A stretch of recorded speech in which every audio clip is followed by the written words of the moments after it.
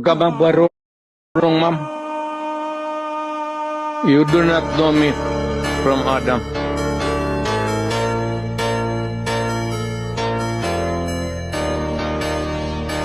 Nalaman natin, meron talagang reward system at merong pinanggagalingan yung pondo para dun sa reward system.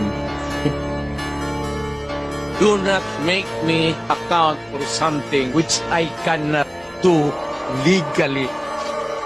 That is not allowed by law. You are asking as if you are from the COA. Kailangan mo ng report, so you have to bring the papers. Ano? Hindi naman ako COA. Ako po kasi nagtatanong dahil ako po ay pinapapatay ni dating Pangulong Duterte. Eh, kung pinapatay kita, bakit buhay ka pa ngayon? Successful po ba ang war on drugs ninyo? Successful, ma'am. Na-minimize yung drugs. You cannot entirely eradicate drugs because pang hanap buhay yan eh. Mr. President, you are surrounded by, I believe, 4 lawyers. Hindi ko na kailangan, ma'am. Because you are a lawyer I can yourself. take of myself. I can take care of Yes. myself. Magtanong lang kayo na magtanong, ano? Pag sinabi kong campaign against drug, you do it as a police officer.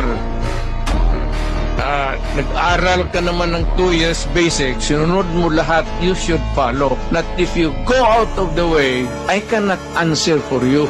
Where do you draw the line of your responsibility in this war on drugs? Because guilt is personal. Yes, very personal. You're a lawyer?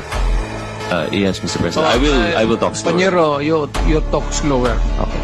Mr. Maybe maganda ka ang English mo, pero fortunately, hindi naiintindihan.